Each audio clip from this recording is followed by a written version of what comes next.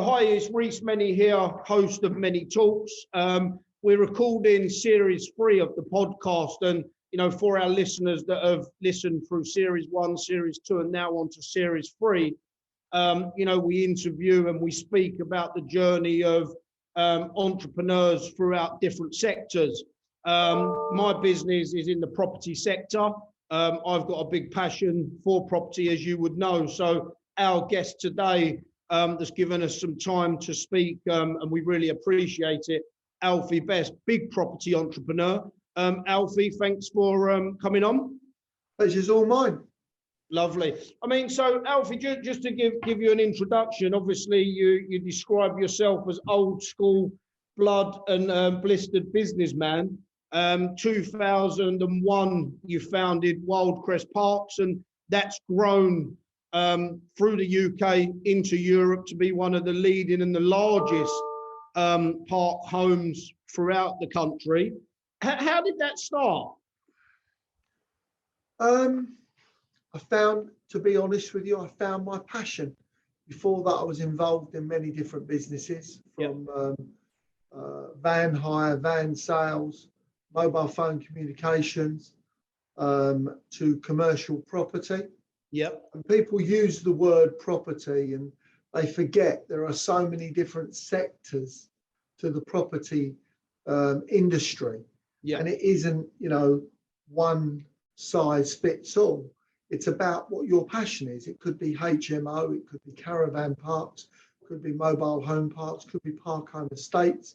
There are so many different types of niches that you can become an expert on within your business. Yeah. Becoming an expert is key to being successful. An expert in the sector and owning that sector, is that what you mean? So if I go everything at it. Let me put it like this: if you go to there's some outstandingly smart people in the world, from brain surgeons to neurosurgeons to car mechanics. Yep. You wouldn't go to the neurosurgeon, who's one of the smartest people you're ever going to meet, to fix your head gasket on your car. Yep. And you wouldn't go to the mechanic who's going to fix the head gasket on your car to deal with your heart surgery. But yet they're all massive skill sets in their own right. So it's about making yourself the expert in your niche that you do, and people will come to you. If you try and be a general practitioner, that's all you're ever going to be. You're only ever going to be thought of as somebody that is, one size fits all. Yeah. And to be successful, you have to be an expert. For instance, even your own, small jobs at home. You no longer call a builder. You call a specialist. You call a tile fitter. You call a carpet fitter. You call a plumber. You call a drainage engineer. You actually call somebody who's got the skill set to do that job perfectly. Yeah. Yeah. And when did you learn that? When did you realize, as you just said, that you, growing up and coming through the ranks, you had various different businesses that maybe weren't all as successful as the one that you've got now. But when was it that you realized, I have to be a master, an expert at one, and obviously you enjoy the best? Let me sort of summarize that for you. And I don't particularly want to talk about financial wealth, but I tend to find in this country it's, frowned upon to talk about financial gain or financial wealth. And to be fair, that's rubbish. Yeah. We should celebrate our entrepreneurs. We should celebrate our business people that bring so much to our country, and there's not enough done for them. Yet we can celebrate a sports star or an actor who's there, seen out there, but we don't see enough of our celebrated entrepreneurs and business people. And we should, to be fair. But in answer to your question, It took me till I was about 31 years old. From the age of, say, I don't know, 14, 15 to 30, 31 years old, I lost and earned £5 million. And that's what I was worth. And I thought that was all the money in the world. And by the way, £5 million is an extraordinary amount of money. It is a lot of money. Let's not kid ourselves here. That is an extraordinary big amount of money. Today, we have assets worth in excess of 700 million and a company that's worth in excess of £1 billion. Now, fantastic. How on earth could I think at 30 or 31 that £5 million was all the money in the world? And by the way, it was. And I could actually physically tell you where every pound, shilling, and pence came from. I could actually sit down and calculate where every penny come from. Companies that I'd sold, when I was 20, I virtually went bankrupt. So I'd earned that money and I knew where it was. So how on earth did it take 15 years to get to that level, but yet 20 years to get to, say, 700 odd million pounds worth of assets? Because I'm a realist. When we talk about the value of the company, that's value in the goodwill. That's value in the projected profits. Yeah.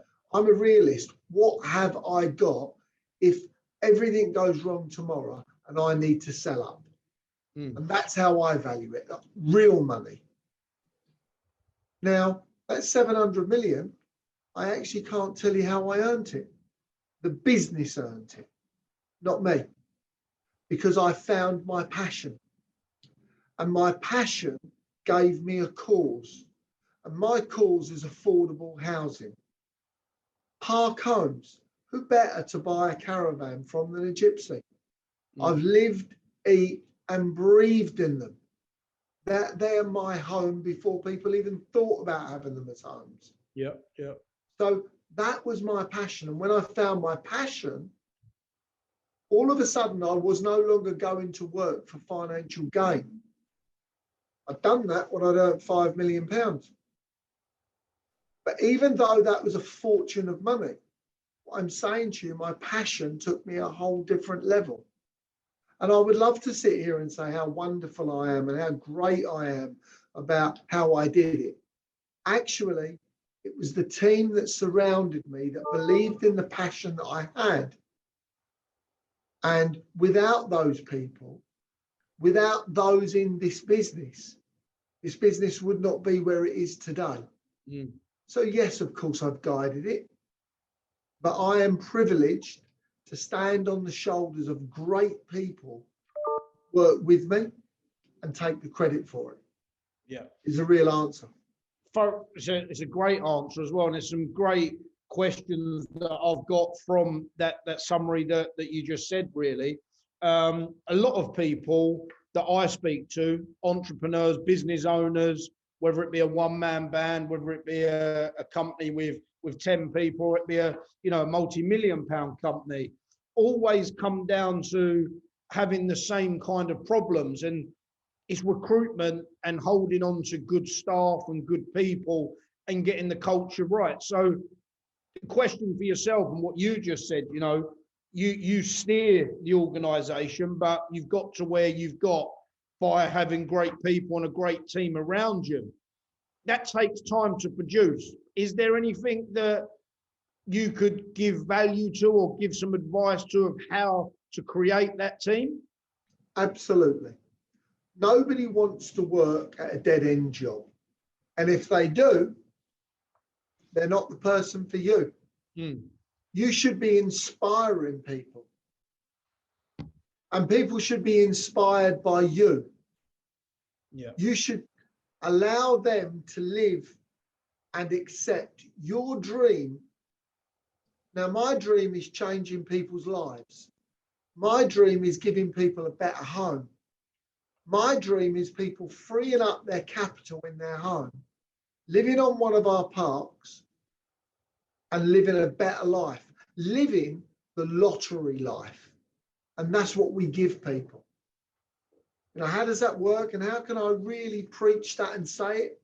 Because when they buy a home from us, they're buying a home that's 50% less than a like-for-like bricks and mortar bungalow. There's no stamp duty. Band-aid council tax, the lowest form. Electricity on average is 25 to 28% cheaper. There's no land registry fees. They're living in a like-minded community. Need I go on? Yep. It sells itself. We don't have to actually go out looking for customers. Now, do we have problems in our business? Every day, every hour of the day, because it's called business.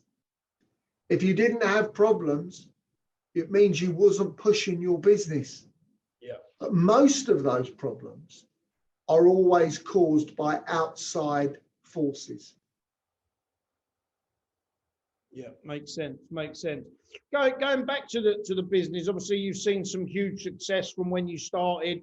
You found your passion, and you've grown. That growth, you know, I suppose growth can be very satisfying, but it can also be painful at the same time if you haven't got the right things and the right fundamentals in place around you. So how did you find it going from, you know, owning, you know, 1 or 2 parks to now owning the amount that you do? It's just a matter of numbers. It is just a matter of numbers. And of course, growth is painful. Yeah. That's why they're called growing pains, because it is painful. But you have to learn to adjust. If it wasn't painful, you wouldn't feel that you were growing. Yeah. Yes. It's as simple as that. Yeah. You have to have stress. You have to have a little bit of pain to make you grow as an individual as well. And you have to be careful with success. You have to be very careful, because it seduces you into thinking you're great. I'm no different now than I was when I first started. Success is a ladder. It's one step at a time. Just be careful you don't look left, you don't look right, and you don't get seduced to step off the ladder because there's a beautiful view, because you'll fall back down. Success is a straight ladder. You're a specialist in your field and you take the straight line. You're going to come across a few rotten steps. That's why you only take one step at a time. Because if you take 2 steps and you happen to step on a rotten ladder, you'll fall. Whereas 1 step at a time, if you miss a step, you can get over it. You miss 2, could be a catastrophe. Yeah. Miss 3, you're lucky if you can get over it. It's 1 step at a time. It's a straight parallel route. You don't look down, you only look up. The only time you look down is to admire where you came from, but not to throw mud on the people at the bottom.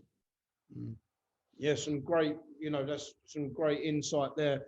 And I think this, you put it in a very simple way for people, you know, concentrate on what you do, take 1 step at a time. I mean, from speaking to yourself, Alfie, I can see that, you know, you're a very simplistic person. You keep things simple.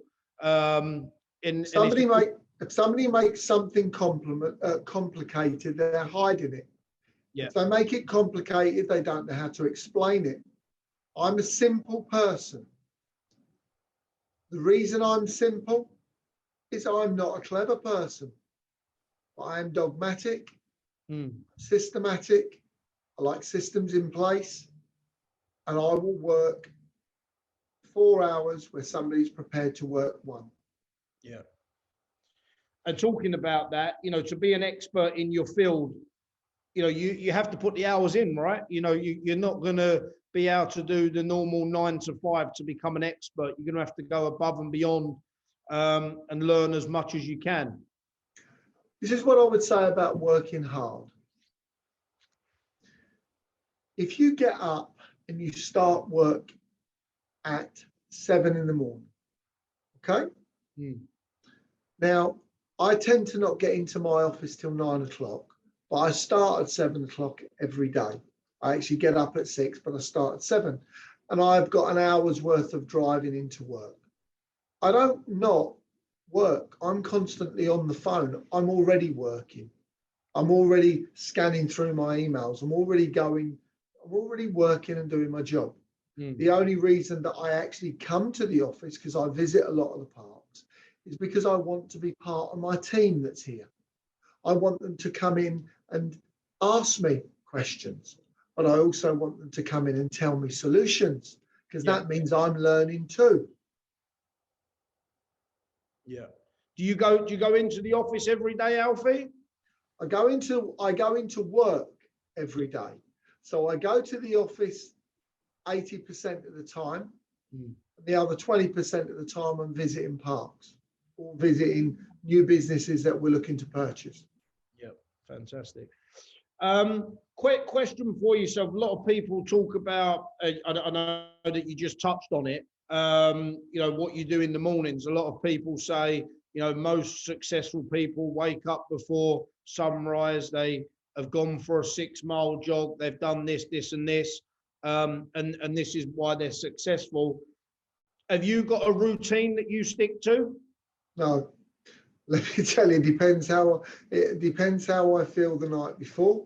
Yeah. And of course, I have a routine of going to work. That's the type of person that I am in systems, but it's about what I can fit in. I love to train, but I haven't been to the gym or been for a run for nearly 4 days now. Normally, I like to do it every day. I tend to get up in the morning, don't have breakfast, and when I get up, I'm up to work. Yeah. That's just my routine. Like we hear loads of weird and wonderful things about different business people that they get up, they meditate for an hour. Well, that's great. If that's what gets them their kick to get going. I see ourselves no different than a car. Some cars, you have to turn the key, crank the engine slightly, and don't rev it, because you need the engine oil to get round the engine. Other cars, they're just ready to go. Depends what you're driving, depends what you're using, depends what sort of person you are. Yeah, it's a good way of putting it. Just one other thing that I picked up on. See, we was talking about, you said that over here, UK, we don't really talk about financial wealth, and we don't celebrate entrepreneurs. And my opinion is, we're not really taught from a young age the rules of business and the rules of finance. Really, it's go to school, get a job, and if you're creative, just stick in the guidelines and get yourself a creative job, instead of pushing people on to think outside the box and do great things, and that entrepreneur spirit. Obviously, you've got family. You've obviously helped your kids. Have you give them any feedback of how to be successful and push them into business? Do you think that we should be doing more of that? Let me tell you this. There is a great saying by Sheikh Maktoum. Fantastic. The man became a legend to me overnight. They asked him where he'd made such a success of Dubai. He's the ruler of Dubai. Yeah. They asked him how he felt that his children would feel going forward in now running this great country. This is what he said. He said, my grandfather rode a camel. My father drove a Range Rover. I drive a Rolls Royce. My son will drive a Rolls Royce. My grandson will drive a Range Rover. My great-grandson will ride a camel. And I said, well, what do you mean by that? He said, hardship creates great times, and great times create hardship. There is not many families that have managed to maintain wealth. Mm. There is not many families that have managed to create legacy wealth. And that's because the government are against it. They don't want you to maintain wealth, because the moment you're maintaining wealth, it means wealth is not circulating and they're not taxing you. That's why it's called death duties. That's why the government doesn't like what we do, because they don't want somebody to sell their house. They want them to be trapped in their house, so when they die, they can take a nice 40% chunk. That's when you think about it, death duties, it's one of the worst taxes. Somebody has worked all their life, and the government is going to come along and take 40%. Whereas somebody that hasn't worked, hasn't saved for their home, signed on all their life, the government get nothing. Is that really reward? Mm. I believe you reward great behavior, great people that give back to the economy, but actually they're punished. And I'm not talking about great entrepreneurs. I'm talking about from the bus driver to the road sweeper to the tarmac layer. Somebody that has worked hard, earned their money, gone to work every day, worked in the system. They're being punished, not rewarded. Their families get punished. Mm. Yeah. Mm. And obviously I understand your point of view, and I completely agree with it. But talking about your experiences and your knowledge and your know-how, do you pass that on to family and friends around you? Of course, my son is an entrepreneur in his own right. He doesn't like to be my son in the format of being known as Alfie Best Son.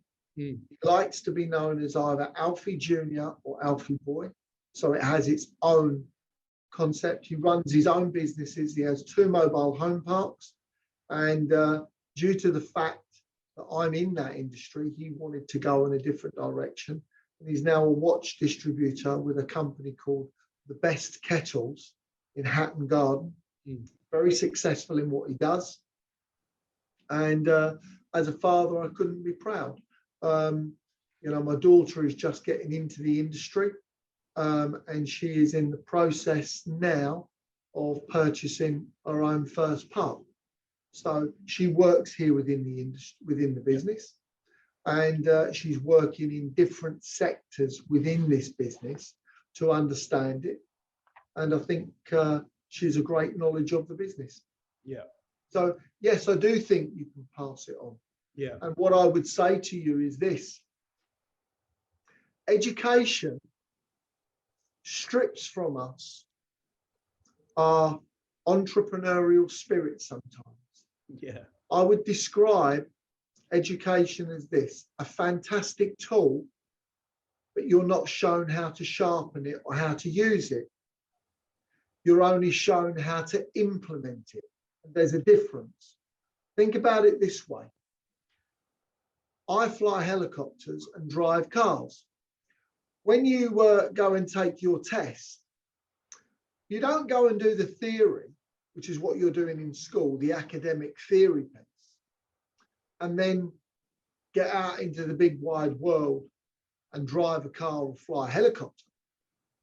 You have to sit with somebody, actually do it, learn to drive a car, sit behind the wheel, or in a helicopter, you use the cyclip and the collective to fly it, and you actually fly it yourself.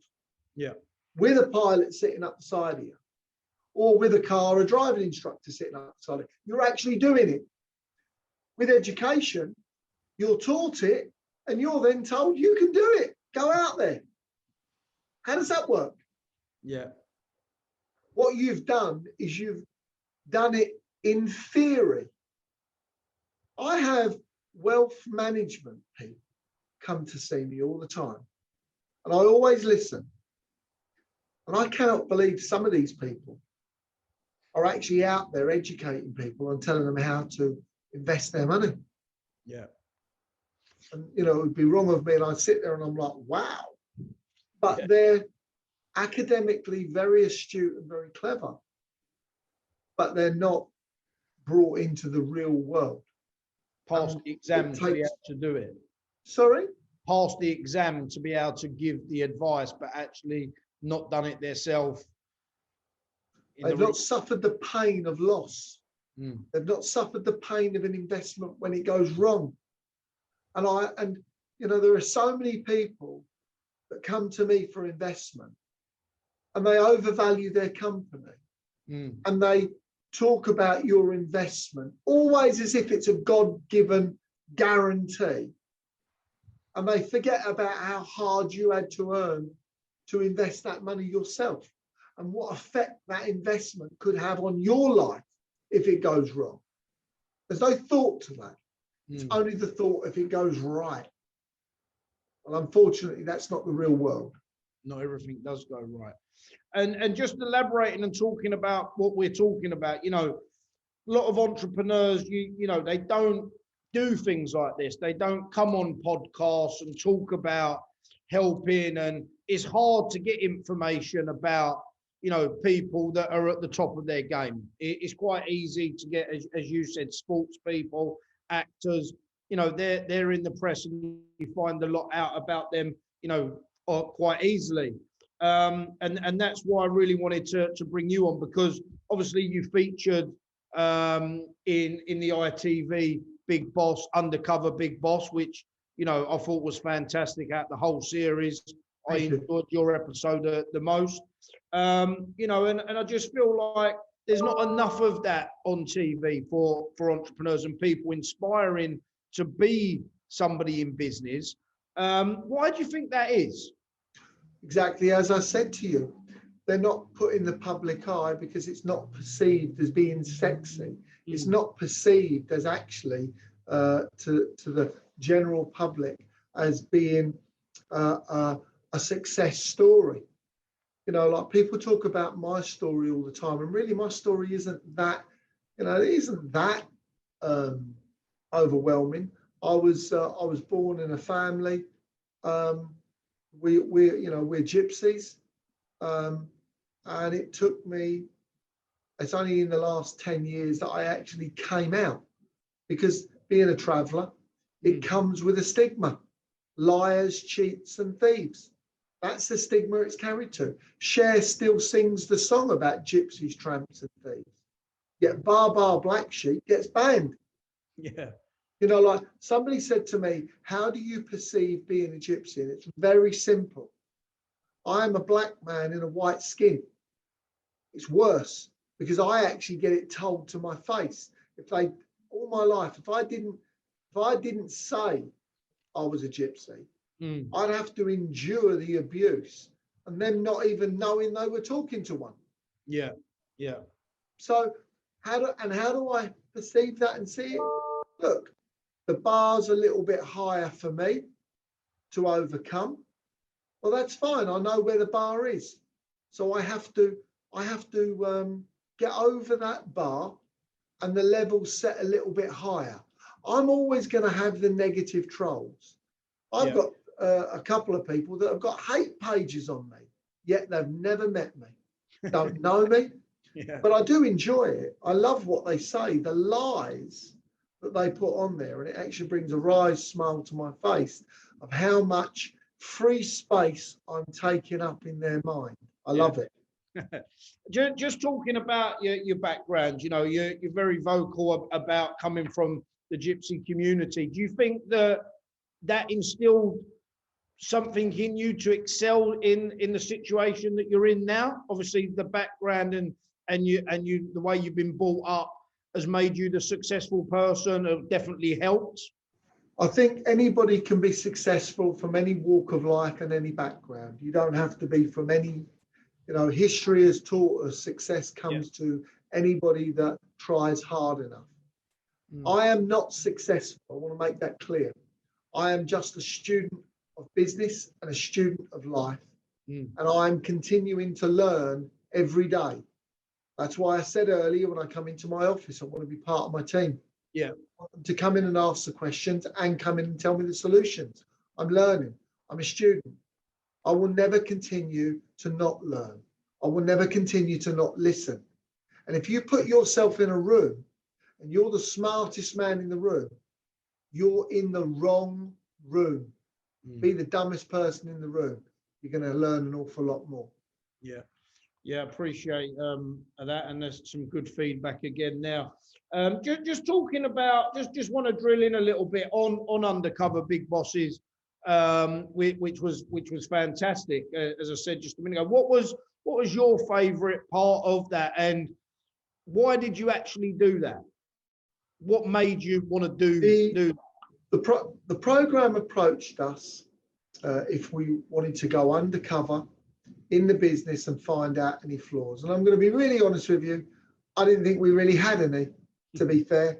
I thought we ran a very good ship. I know that we have problems. Yeah. We have problems every day, but we try to find a solution to them and we try to put them right. And we always, I believe, 99% make our residents and our customers happy. You're never going to make all of them happy. There's always that small amount that you're not going to. But as long as I'm making the majority, I'm happy. Mm. So it was great exposure to the business. They were a great company and production team to work with. Paul, who is the production guy, anybody who works with him, he's brilliant. And look, I was concerned of how bad they could make, because remember, a lot of it is in the editing of how they do it. Yeah, and how they make but everything that you saw there was true. Every bit of it was true.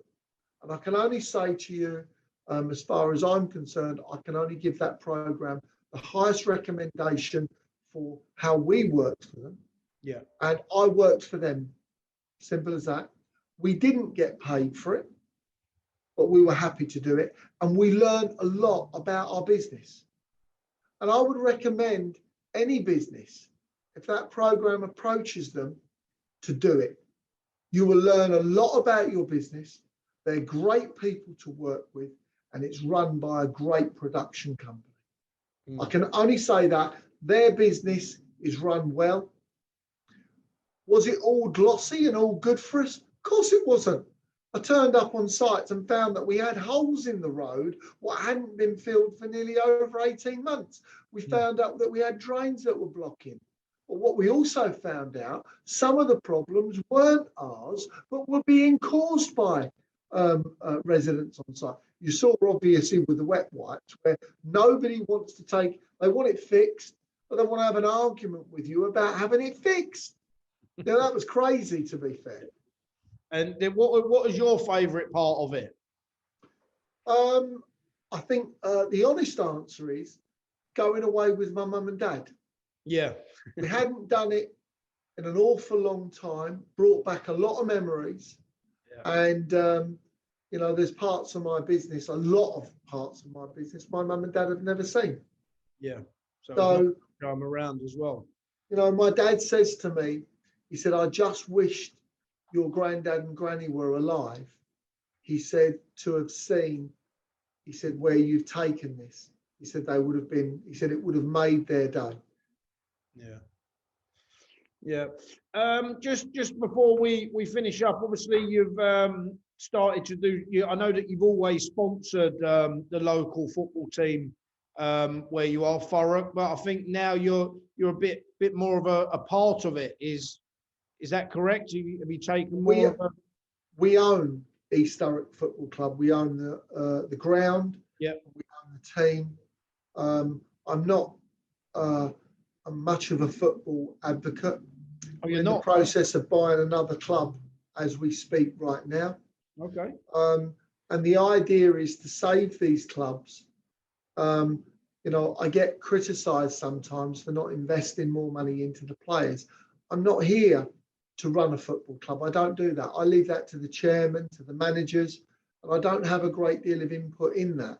But what I am interested in doing is saving local league, minor league clubs, because they are a big, important part of our local communities that bring people together. Yeah. So all I'm trying to do is save clubs that would have closed. East Thurrock would have closed if we hadn't stepped in. Fantastic. And you've gone in and, you know, put some cash injection in it, take ownership of it, but let the same people run it. Absolutely. Fantastic. And you're looking to roll this out across a few different clubs, or? Yes, we are. Because we're a fully nationwide company. Yeah. If anybody has any sports events, arenas, or grounds that are for sale that look like they're going to close, no, please send us an email through. We're How happy do they to get look in touch if they do Sorry? listen? If there is anybody listening to this, how would they get in touch? Is it just through to your?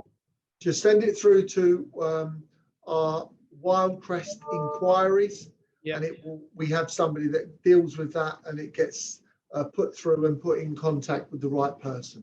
Fantastic. There's 400 people that work here, so to give you 400 emails would be a bit difficult. Yeah, somebody will pick it up. Well, Alfie, what's next for yourself? You know, obviously Wyldecrest is where it's at. You seem like the person that always looking for different opportunities and to keep moving keep moving forward and keep taking one step up that ladder at a time. You know, for our listeners and our viewers, what's next for yourself? Well, very proudly for me, 2 weeks ago, I won Entrepreneur of the Year at the Park Lane in Hilton, and I can't tell you how overwhelming that was. And to win it from, the Business Influencer magazine and Signature Awards, in front of 5,000 people, was a big thing.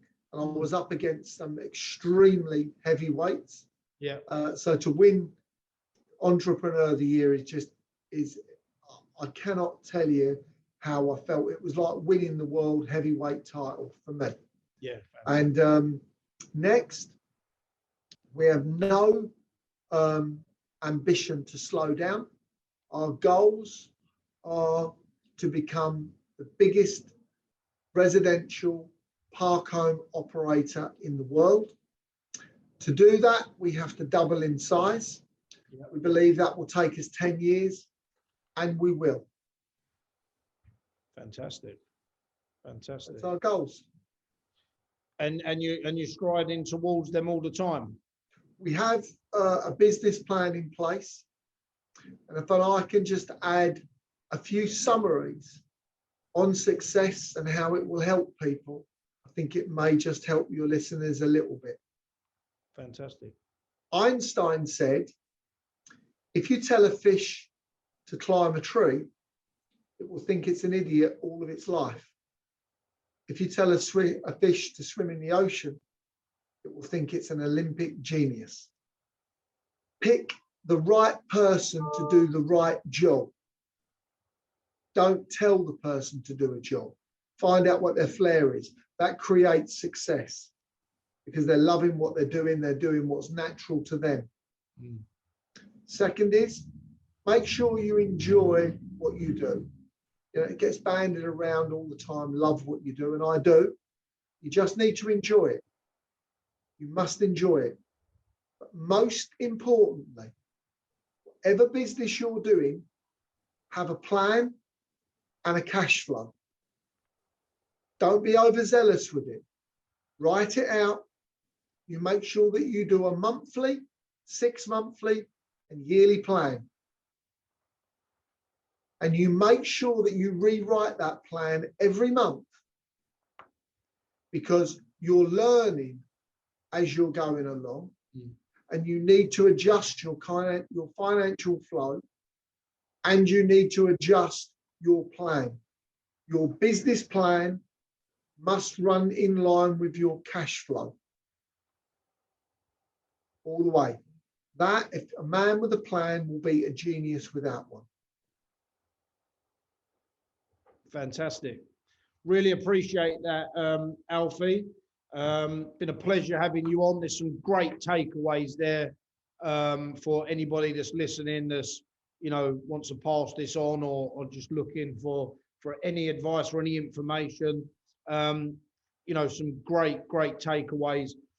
Thanks for coming on. Just before we do finish, is there anything that we've missed that you think, you know, I know you just done a nice summary there, and as I said, some fantastic takeaways and some good bombs in there as far as I'm concerned for people to take away, even myself as well. But is there anything that we've missed that you'd like to share with us? Man that never failed, never tried. Never be frightened of failure. Never be frightened of failure. And never look to somebody who criticizes you constantly, because you're normally always criticized by somebody who's doing less than you. You never get criticized by somebody who's doing more than you. Yeah, very good words. And the only people that don't fail are people that don't do nothing. So you have to be in it to win it, and you know, you learn from your mistakes. Wish you the very best. I wish all of your listeners the best. I wish them every success. And remember, it's there for the taking. Good luck.